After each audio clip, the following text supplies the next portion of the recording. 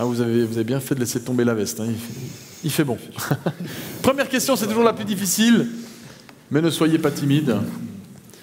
Une question, s'il vous plaît, à la table là. On ne voit pas très loin. On voit rien, c'est que j'ai pas vu. Et levez déjà la main, comme ça les hôtesses peuvent venir vers vous, s'il vous plaît. Bonjour, merci pour les trois intervenants. On est une société active dans des services financiers, mais à une échelle, je dirais, humaine. Vos trois interventions ont quand même démontré qu'il fallait une certaine taille, en fait, pour soit implémenter ou soit penser à tout. Personnellement, petit entrepreneur, comment on arrive à gérer en fait toutes ces casquettes en même temps en pensant à la mise en place d'un CRM, à la digitalisation, à des services marketing? Est-ce qu'on est obligé de faire appel à des grands acteurs ou est-ce que c'est quand même quelque chose qui est à portée des petites PME? Tu veux répondre? Oui, excellente question. C'est vrai que les challenges sont finalement les mêmes pour une grosse société que pour une plus petite, et c'est effectivement la question de l'investissement qui va venir très, très rapidement. Maintenant, on peut avoir une gestion de ses clients à moindre coût, finalement. De nouveau, ça revient à la culture, et puis finalement, d'arriver à un moment de dire est-ce que le processus et les processus que je mets pour gérer ma relation client, il fait du sens en termes de coût, parce qu'on pourrait très bien imaginer de faire tout à la main, de gérer sa base de données sur une feuille Excel ou sur une cartothèque, mais il y a un moment, effectivement, ça va être pas efficace, ça va coûter beaucoup de moyens, et le service client en sera affecté.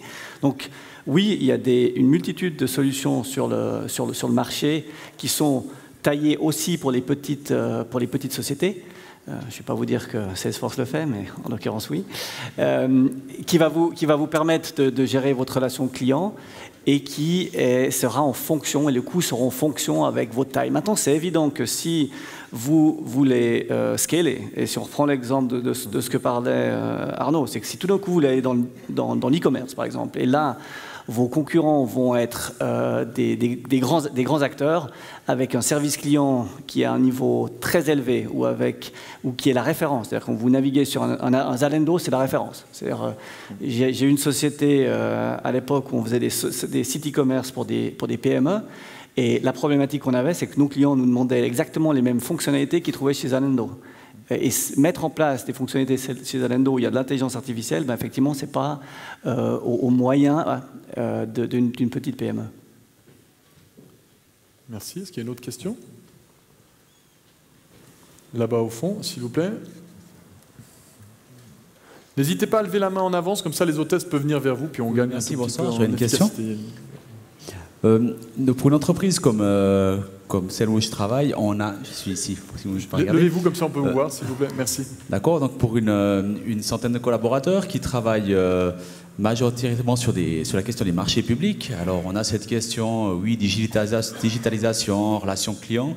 On a pris une société externe informatique pour nous aider à avoir des réflexions, pour une vision. Et finalement, la question qu'on se pose, c'est on répond des marchés publics, alors on a plein de bonnes idées, on parle de digitalisation, évolution, puis finalement, à la fin, on veut développer une relation client, mais c'est un marché public, c'est une offre et c'est un prix, et puis on a l'impression que toute la valeur ajoutée qu'on peut apporter avec l'informatique, elle tombe et qu'il n'y en a plus vraiment. Est-ce que vous avez à nous apporter ce côté-là? Alors, je ne sais pas qui veut se lancer. C'est toi qui as les publics. Merci pour la question. Est-ce qu'il va s'agir d'abord d'un problème de cahier des charges, déjà au niveau de l'expression des besoins, puisque dans les marchés publics, c'est un élément central. Il me semble qu'on devrait voir apparaître de plus en plus des exigences digitales dans l'expression de besoins, déjà en amont, et puis dans les solutions qui sont proposées. Après, suivant le type de marché public, une des questions qui peut se poser, c'est la question de l'automatisation. Ça a été dit à plusieurs reprises. Moi, je suis convaincu, même si parfois on ne veut pas le regarder en face, que toutes ces technologies digitales sont un facteur d'une puissance inouïe en termes d'automatisation. Et qui dit automatisation dit de facto le remplacement de travail humain par du capital. par de la technologie ou autre, mais au final, c'est du capital. Et donc, on a une vraie question, parce que derrière, ça crée des concentrations de la valeur ajoutée qui est captée par ces acteurs, et puis un énorme point d'interrogation sur le devenir du travail. Vous le savez, il y a quelques mois, je dois dire, on a voté sur la question du revenu universel. C'est une question qui est très chaude dans le monde digital, parce qu'on voit bien les gains de productivité, on voit bien que même si à la marge il y a des créations de nouvelles activités, de nouveaux métiers, au global, les caissières qu'on a automatisées ou les guichetiers de banque ou les facteurs, ils ne vont pas réapparaître. Et demain, c'est les conducteurs de camions, c'est les chauffeurs de taxi, c'est les comptables et peut-être même toutes sortes de professions qu'on pensait jusque-là protégées, les médecins et autres. Donc on a des vraies questions de fond qui sont des questions sociétales. C'est pour ça que j'ai insisté là-dessus dans ma présentation. C'est vrai que j'aurais pu vous faire une présentation pour vous expliquer comment améliorer votre taux de clic sur 3 banners ou faire une campagne Google AdWords. Bon, je pense que vous avez en tant que décideur des questions bien plus fondamentales qui vous attendent. Et ces questions, elles sont vraiment sociétales, elles ne sont pas seulement liées au marketing. Merci Arnaud. Au fond, et après un monsieur ici au premier plan. Madame, s'il vous plaît. Oui, bonjour. J'ai pas de son. Ah. Si, on vous Voilà, entend. très bien. Je vends des séminaires dans le canton de Fribourg et en Gruyère et j'aimerais interpeller monsieur Blaise Roulet qui dit qu'il veut converser avec son concierge par WhatsApp. Moi, j'aimerais vous poser une question. J'aimerais mieux appeler mes clients avec Skype sur fond de Molaison avec les cloches des vaches. Qu'en pensez-vous? Ça dépend tout du produit que vous commercez. Je pense qu'effectivement, si vous avez, et s'il est important pour votre commerce, business, cette proximité avec le client, ça me semble une excellente idée. Dans mon exemple, c'est si je veux commander des nouveaux linges dans ma chambre et que je dois passer 10 minutes avec un call center, c'est là où pour moi ça fait pas de sens. Mais je pense qu'on voit un très grand retour de produits de proximité, de produits plus humains. Et moi, ça me fait, ce que vous me dites est tout à fait en adéquation aussi ce que je peux voir avec le monde de l'horlogerie, où le challenge, c'est de mettre l'ancien avec des technologies modernes. Donc Skype, Molaison, ça me semble génial. C'est bien connu, du Molaison, on y voit ma maison. Il y avait une question là. Merci. Non, ça marche. Oui, ça fonctionne. Levez-vous s'il vous plaît, comme ça on peut vous voir. Voilà. Non, vous aviez parlé aussi des risques concernant justement la gestion de toutes ces données et notamment des nouvelles réglementations, je me souviens bien, RGPD. Oui. Et j'ai lu dernièrement des articles qui disaient que les entreprises suisses, et particulièrement les PME, n'étaient absolument pas préparées à ce domaine-là. Et à quel moment ou à quel point une entreprise doit se préparer sur ce genre de choses, parce qu'on a tous des données clients qui sont des données généralement de facturation. Est-ce que c'est déjà à ce niveau-là qu'on doit commencer ou ça on peut attendre quand même plus longtemps? Justement, à quel moment on doit s'en inquiéter? Je peux répondre? Oui. Alors, d'abord, pourquoi est-ce qu'on parle du RGPD en Suisse? C'est un règlement européen, mais il a une particularité, c'est qu'il a un champ d'application qui est en partie extraterritorial. C'est-à-dire qu'il va s'appliquer, en tout cas en théorie, à des entreprises qui sont situées en dehors du territoire européen, mais qui gèrent des données sur des clients qui, eux, sont ressortissants résidents européens. D'où la question qui se pose pour un certain nombre d'entreprises suisses qui ont des données de frontaliers, des données de clients étrangers ou autres. Donc, effectivement, on a cette problématique. Maintenant, on a beaucoup entendu parler depuis le mois de mai de ce règlement européen. Il faut savoir quand même que tout ce qu'il y a dedans n'était pas nouveau. Il y a un certain nombre de choses qui étaient présentes dans les législations nationales, notamment en Suisse, dans la loi sur la protection des données, par rapport à, comme son nom l'indique, la responsabilité finalement de l'entreprise qui doit assurer cette protection des données. Après, on a vu apparaître dans le RGPD des éléments nouveaux, des éléments liés à l'accès aux données, à la portabilité des données, c'est-à-dire le client peut venir vous voir en disant « Dis donc, je voudrais récupérer toutes les données qui me concernent parce que j'ai envie d'aller ailleurs ». Ça peut être mon historique d'achat, ça peut être mes préférences, tous les messages que j'ai échangés sur Facebook ou autre. Et puis, on a d'autres éléments sur l'explicabilité des décisions qui sont prises par des algorithmes. Il va falloir pouvoir dire qu'il y a une décision prise par un algorithme et puis expliquer comment elle a été prise. Éventuellement même faire revoir la décision par un humain. On a pas mal de choses sur le consentement.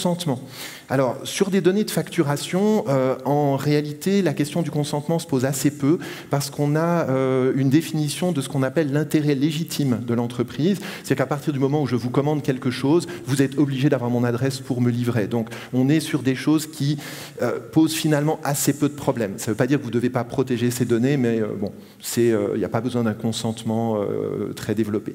Par contre, pour tout ce qui concerne la collecte de données telles qu'on l'a évoqué tout à l'heure, des données de géolocalisation, des données qui sont captées à l'insu de l'utilisateur jusqu'ici, là, il va falloir du consentement. Et le RGPD a quand même bien clarifié aussi la notion de données personnelles avec une définition en fait très large de ces données personnelles. Alors, aujourd'hui, il faut quand même être clair, tout n'est pas complètement limpide par rapport à l'application du RGPD. Il y aura sûrement de la jurisprudence dans les années qui viennent, mais ça a déjà fait bouger les lignes, notamment chez les éditeurs de logiciels qui ont pris au sérieux cette question de la gestion de la sécurité des données, par exemple au niveau de la granularité des accès, et du contrôle d'accès, qui peut accéder à votre base client, par exemple. Et puis des fonctions nouvelles comme le droit à l'effacement, oui, ok, ça devient possible, le recueil de consentement et autres. Plus globalement, je pense qu'on n'est encore qu'au début de ces questions parce que le recueil de consentement, vous l'avez tous vécu, hein, ces pop-up qui apparaissent sur les sites web en disant « Vous êtes d'accord qu'on collecte vos données ?» Puis grosso modo, vous n'avez pas vraiment encore le choix. Le RGPD dit que le choix est censé être libre et complètement autonome de la part du client. Aujourd'hui, il est souvent encore pas libre, c'est-à-dire que vous n'avez pas vraiment le choix. On dit oui, il faut cliquer là, puis si vous ne cliquez pas, vous n'avez pas d'accès au service. Donc on a encore beaucoup de travail à faire, et j'espère que ça va amener une prise de conscience des entreprises qui, dès la conception des solutions qu'elles proposent, vont intégrer un meilleur respect du client, un meilleur respect de cette question des données. Mais la collecte de données, elle va continuer, ça je crois que c'est une tendance, et puis il y a des intérêts au niveau du big data qui sont colossaux. Peut-être je peux compléter juste quelque chose par rapport au transport.